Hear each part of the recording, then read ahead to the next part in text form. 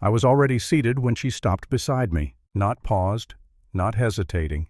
She stopped like she already knew how this was supposed to go. "Sir," she said, polite enough on the surface, firm underneath, "I need you to move to economy. This seat has been reassigned. 30,000 feet in the air. First class. Window seat. Coffee still warm. My jacket folded neatly beside me." I looked up at her, then down at my boarding pass, then back at her face. For a second, I honestly thought it was a mistake. "I'm in the right seat," I said calmly.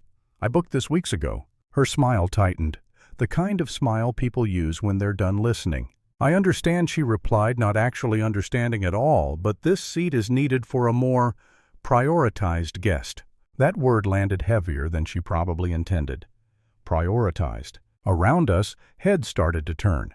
I could feel it before I saw it, that subtle shift in energy when people sense something uncomfortable is about to happen and they want a front row seat without being involved. I didn't raise my voice.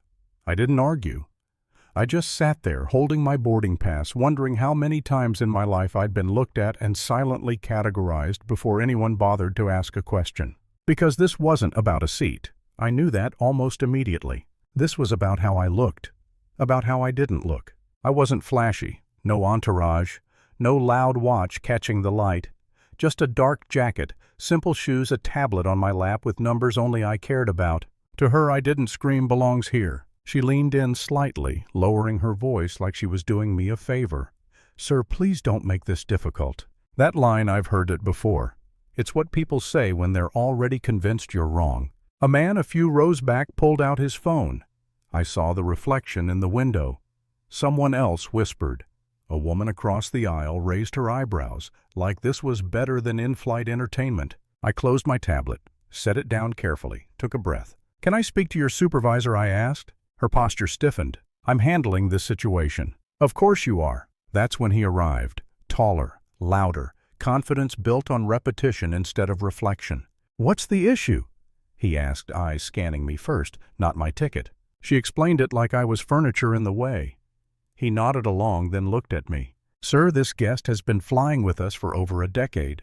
His loyalty matters." I almost laughed at that. Almost. "My loyalty doesn't," I asked quietly. He didn't answer that. Instead, he pointed toward the aisle. "We need you to move now."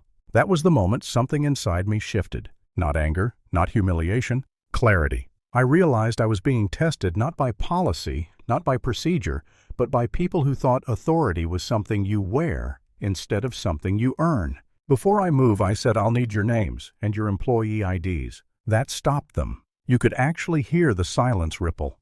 The phone steadied. Someone sucked in a breath. "Why?" he asked. "For my records." They exchanged a look. Then reluctantly they told me.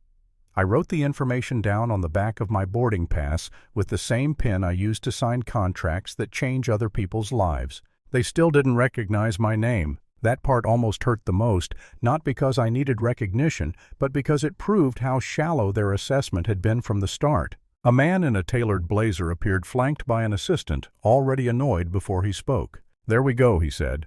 I was wondering what was taking so long. He glanced at me like I was a delay, not a person. "Some people really don't know their place," he muttered loud enough for others to hear. I stood. Slowly, deliberately. "I'll move," I said. "No problem." Surprise flickered across their faces. They expected resistance, drama, maybe even a scene. Instead, I gathered my things, nodded once, and walked down the aisle, while dozens of eyes followed me like I was doing a perp walk for existing in the wrong space. Economy was tight, loud, human in a way first class pretends not to be. I sat down, slid my bag under the seat, and opened my laptop. The man beside me glanced over. "You okay?" he whispered. I smiled. "I will be." What they didn't know, what none of them could see, was that I wasn't disconnected. I was logging in. Policies, reports, complaint histories. Data doesn't lie even when people do.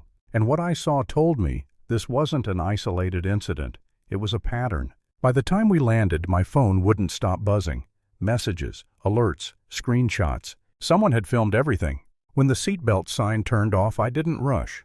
I waited. At the gate, I walked up to the counter and placed a single card down on the surface. The agent picked it up, read it, then looked at me again.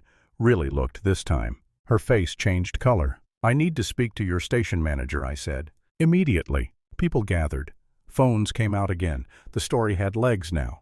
When the manager arrived, I introduced myself properly, quietly, clearly. I watched understanding crash into his expression like turbulence. We didn't go to a back room. We stayed right there where it happened. The two crew members approached, still unaware, still assuming this was just another passenger complaint they'd outlast, until they saw my card, until they heard my title, until they realized the person they dismissed in the air was the person who signed off on the policies they broke. I didn't know, one of them said, voice shaking. If I had known, I raised a hand. That's the problem. You shouldn't need to know who someone is to treat them with dignity. The man in the blazer showed up, then smugness already loaded, and lost it just as fast. When he learned who I was, when he learned who I owned stakes in, when he realized the hierarchy he loved so much suddenly worked in reverse. No yelling, no threats, just consequences. By the end of the day, careers were over. Contracts were gone. Policies were rewritten, not out of revenge, out of necessity. Because if humiliation goes unchallenged, it becomes policy. I left the terminal as the sun dipped low glass reflecting gold and motion and everything moving forward. No applause, no victory speech, just footsteps echoing behind me. And one thought that stayed louder than anything else: people don't change when you prove them wrong. They change when the system no longer protects them for being wrong. So let me ask you something. Do you think money and power actually change how people treat you? Or do they just expose who people really are when they think you don't matter? Tell me what you think. I'm reading every comment.